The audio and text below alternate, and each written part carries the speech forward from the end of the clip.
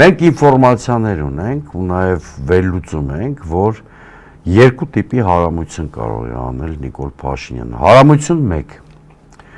Երեք ուժերից մեկին, ֆավորիտ ուժերից մեկին, մեր հեռուստադիտողը շատ լավ գիտի, բայց մի հատ էլ թվարկենք ուժեղ Հայաստան դաշինք եւ Բարգավաճ Հայաստան կուսակցություն։ Այ երեք ուժերից մեկին ֆիլտրում է շինց ու պատրվակներով։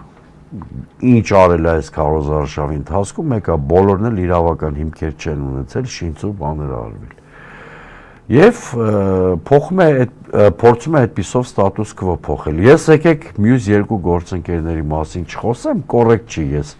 այլոց ֆիլտրվելու հնարավորության մասին խոսեմ մեր մասին։ Ուզում եմ Նիկոլ Փաշինյանին միանգամից ասել, որ մեր էլեկտորատը էներգետիկայով խիստ զինված է, խիստ մոտիվացված է եւ ամենակարևորը, որովհետեւ շատ խարիզմատիկ լիդեր ունենք, մեզ ֆիլտրելու պարագայում մեր էլեկտորատը լիդերի մեկ կոչով կարող է դիրքավորվել ընդդիմադիր ուժերից մեկի օգտին։ Հետևաբար, մեզ ֆիլտրելով ինքը խնդիր չի լուծելու։ Ընդամենը հունիսի 7-ին ստանալու է իրեն խիստ ագրեսիվ տրամադրված ընդդիմադիր մեծամասնություն եւ շատ կոշտ ձևով հեռացվելու է իշխանությունից։